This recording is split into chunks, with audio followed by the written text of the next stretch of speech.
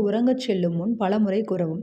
இரவும் பகலும் எனக்கு ஆர்வம் இருக்கும் அனைத்து துறைகளிலும் நான் செழிப்பாக இருக்கிறேன். இந்த உறுதிமொழி எந்தவிதமான சர்ச்சையையும் உங்கள் மனதில் கொண்டு வராது. ஏனென்றால் உங்களது உணர் மனதில் இருக்கும் பண பற்றாக்குறையை இது உறுதி செய்கிறது. விற்பனையும் நிதி நிலைமையும் மோசமாக இருந்த ஒரு தொழிலதிபர் மிகவும் கவலையில் இருந்தார். அவரை என் அலுவலகத்தில் உட்காரச் செய்து அமைதியாக இருக்கச் சொல்லி அந்த வாக்கியத்தை மீண்டும் மீண்டும் கூறுமாறு சொன்னேன். என் விற்பனை நாளுக்கு நாள் தேடி வருகிறது. இந்த வாக்கியம் உணர் மனது மற்றும் ஆழ் மனதின் ஒத்துழைப்பை பெற்றது. விளைவு தொடர்ந்தது. அடுத்த பகுதி, நிரப்பப்படாத காசோலையில் கையெழுத்திடாதீர்கள். புழக்கத்தில் அதிக பணம் இல்லை, பற்றாக்குறை இருக்கிறது, அடகு வைத்ததினால் நான் என் வீட்டை இழந்து விடுவேன் போன்ற வாக்கியங்களை கூறும் பொழுது நீங்கள் நிரப்பப்படாத காசோலையில் கையெழுத்திடுவது போலாகும்.